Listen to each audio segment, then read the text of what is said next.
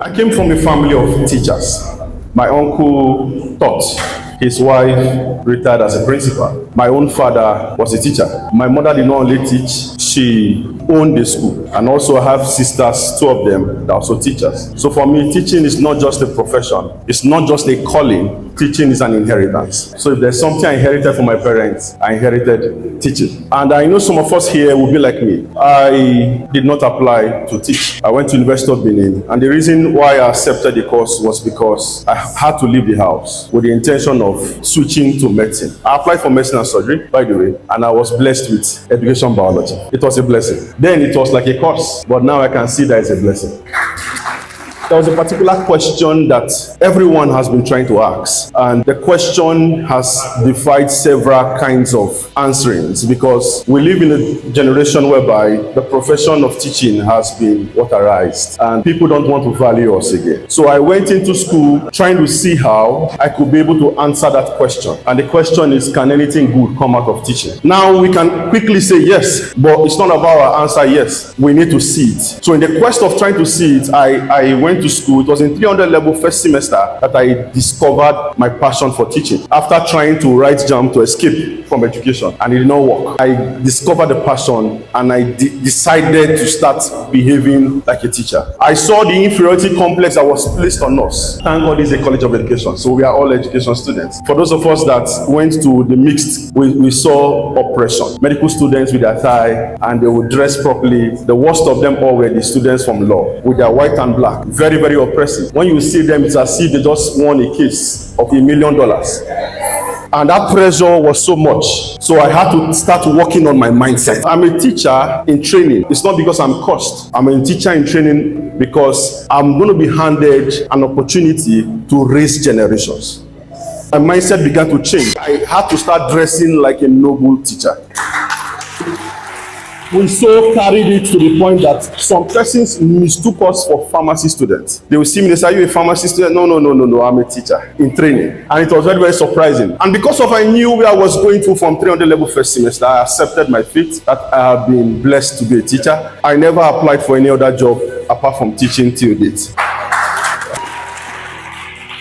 We left school, we went to serve. I served at Ebonyi State, Abakaliki to be precise. Then from there we went to Nasarawa State. I taught for 2 years. I entered Abuja. It's the dream of everybody to teach in Abuja. So I entered Abuja, I taught for 4 years. I was very comfortable. And I found out that in life, one of our greatest enemy to impact and success can be comfort. When you have everything and it's as if everything is at your disposal, that is going to be a very, very great challenge. Some of us here, we've seen where they make oil, right? Have you seen that before? It is the pan kernel that has undergone pressure that can bring out what? Oil. Some of us, sometimes we need to undergo pressure. So I was very comfortable. There was a need to answer that question. If anything good can come out from a teacher, or perhaps if anything good can come out from the profession called teaching. There were evidences everywhere. Doctors had evidence. The lawyers have evidence. Engineers have evidence. But we don't. And that's the reason in a class full of 50 students, you ask them who want to be a teacher. None of them. We needed evidence to show that it's not just by mouth, it's by what?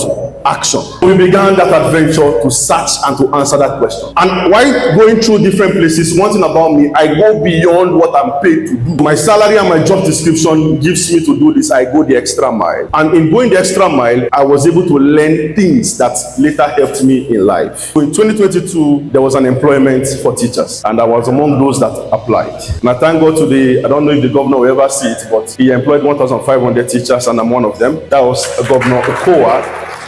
I don't know anybody from Abuja who came here, applied, and did all the interviews. We passed, and I was sent to Izemo Girls Grammar School, Buluku. Also, I thank the sitting governor, Governor Sherry, because one of our fears was that if a new government comes, they might say, people are just entering, go out. But he continued with us. So please, can we just celebrate him?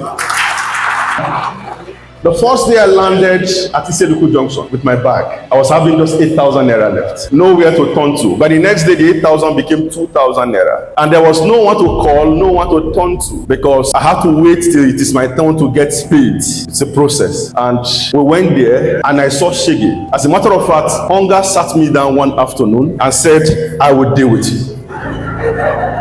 I know some of us here, you've complained of suffering. Then I was eating, you have not heard this one before. Some people say they eat 0, 1, 0, 1, 1, 1, 1, 0, 0, whatever. I was eating 0, half, half. In the morning we go to school, not because I wanted to fast, but I just have two because there was nothing at home. So when we come back from school, we cook rice and divide it into two. I eat half in the afternoon, then half in the night with plenty water. And while we're doing this, our brain and creativity open. Hunger has a way of making you to think. And the things we could not do before, we started seeing purpose in them. And I said to myself, what can I do here? Others come, earn salary and leave. So what can we do that will be different from what others are doing? And I said, okay, well, my students need motivation to come to school the next day. We're in the village area. Most teachers don't want to go there. So those of us that are over there, we know the kind of extra motivation we want to give to them to come. Thank God for Izimo girls. The other side that even if school resumes, teachers have to go and tell them we have resumed, who can come. So I needed to motivate them to want to come to school again. Then we started creating stuff to make school fun. And not only that, I saw other teachers, my colleagues, that were also posted, some of them to riverine areas, and I'd be like, they need motivation. So I want to show them what I do in the village. So someone in another village or over the waters, when they come to find out that there's someone like them somewhere, they can be motivated to still stay. Because I will tell you, it's not easy at all. And from there, we began to utilize the social media. And from making school fun and inspiring teachers, we started seeing needs from our students, and people began to contribute towards that needs. And I could tell you from the whole of last session, we were able to get school uniforms for over 100 students,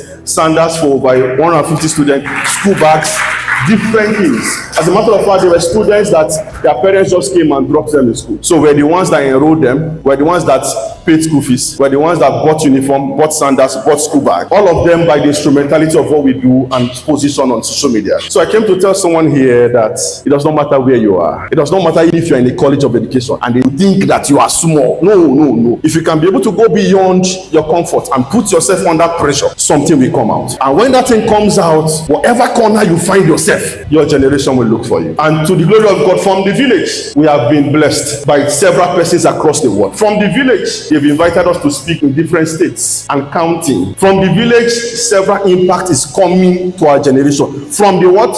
From the village. When I stop at some junctions, some persons will look at me and say, I know you. And they say, are you that teacher online? I will smile. Little by little, God is helping us to answer that question. That something good can come out of what?